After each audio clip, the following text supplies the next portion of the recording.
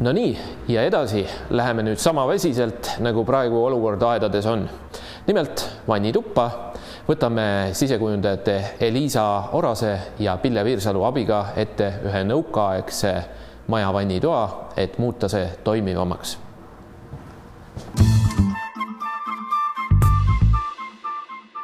No nii, ja vaatame, kuidas see vannitoa ümbersünd meil siis toimuma hakkab. Marko on selleks meil appi tulnud.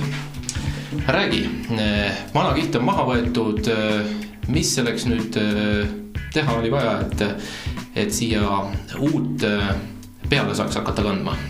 Eelnevalt tuleb seinad siledaks ajada ja sirgeks. Siin hetkel nüüd on siis tehtud, et käsitame neid DT-ga, on see sein ära tasandatud. Ja me hakkame täna paigaldama siia hüdrolatsiooni ja enne seda me peame tegema ka Viiverpump Primeriga krundikihi. Kuna tegemist on krohviseinaga, siis on see imapind. Kui suurele pinnale seda umbes jätkub? 1 liitriga saab kuni 8 ruutu. Igale poole peaks ühtline kiht peale saama. Siis on garanteeritud see, et on hüdrolatsiooni mastiks, mis teeb seina veekindlaks, nakkub siia peale.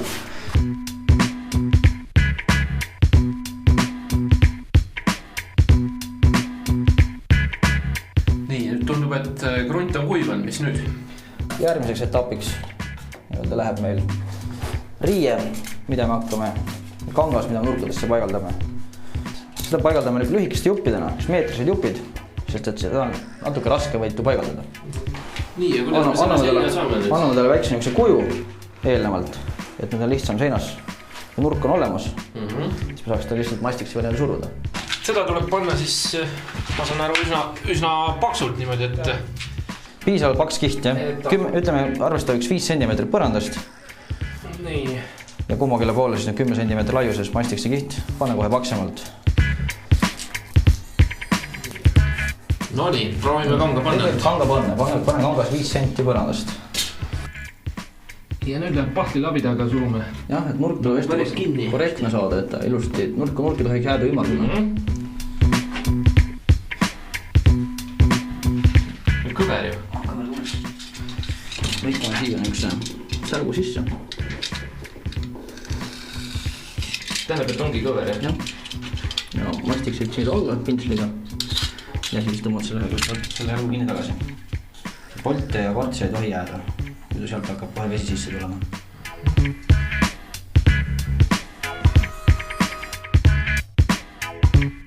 Riie läheb nurkadesse ja kõikidesse erinevate materjalide ühendus koha peale. Sest kui nüüd kuskilt maja liigutab, see riie venib kaasa. Riie paigas, tõmbame jälle mastikse kihi peale. Nii, ja kaua see siis nüüd kuivama peaks? Selle kuivamisega läheb natuke aega, et me paneme nurgad ära. Siis me katame kogu seina mastiksiga.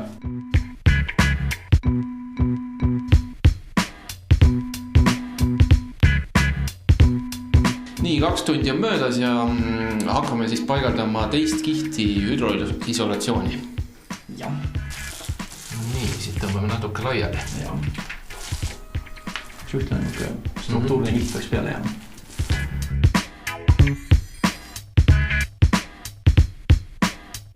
Nii, ja jätkame siis plaatide paigaldamisega, millest siis peaks alustama? Plaatimise peame plaadi jaotuse. Disainer on meil ette ära teinud plaadi jaotuse. Ja nii, et me ise mõtlema ei pea. Ainuke asi, mis mõtlema peame siit on, et me hakkame plaatima teisest reast. Selleks tuleb meil mõtta põrandast mõõt. See oli veel joonise pealt antud 16 cm. Võtame loodi, tõmbame talle sirge juti. Ja siis järgmisena läheb meil juhtlatt. Nii, nüüd me teeme endale segu ja seguks võtame Kilto Supervixi. Seina peale paigaldame, siis paneme 1,6 liitrit vett. See nõu sisse. Ja nüüd mina kallan aeglaselt vett sisse ja Kristjan... Nii, ma hakkan nüüd segama siis. Kristjan hakkab segama. Segu miksri ja samal ajal kallad. Samal ajal kallan ja ka ette vaatad väga ära pritsi.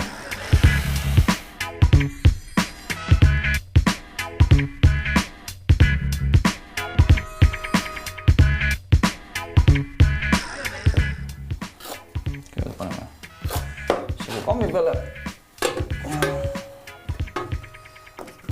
esimese poolega paneme seina peale. Nii, nüüd paneme plaadi paika ja ei jäta teda nii, vaid ka liigutame. Liigutamine ongi selle jaoks, et me saaks plaat nakkuks ilusti 100%. Seguga teeme nii suure pinna, kui me jõuame 15 minuti jooksul korraga ära plaatida. Eraldi sellised plaati seina peale panna, paigaldame plaatimissegu plaadi taha.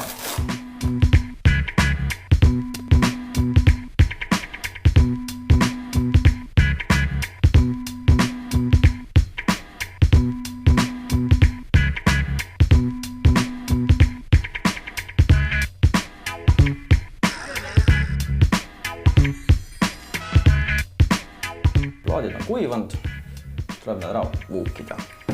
Vuukimiseks on mõistlik kasutada vuugilabidat ja 45 kraadisse nurga all tuleb see vuukidesse ja suluda ilusti seda vuugitäidet sisse.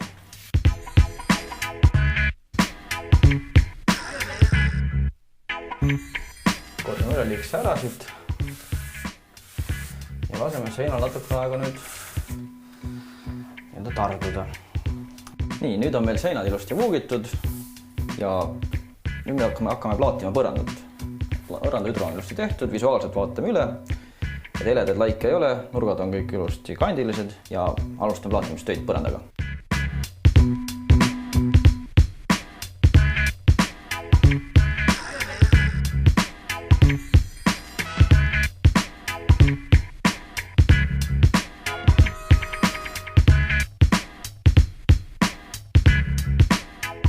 Kui vuugid ilusti on kuivanud ja me tahaksime pinda teha mustust ja vett ülgavaks, siis on meil Kiltor välja pakkuda vuugikaitsevahend ja see on puhta kontsentraadina.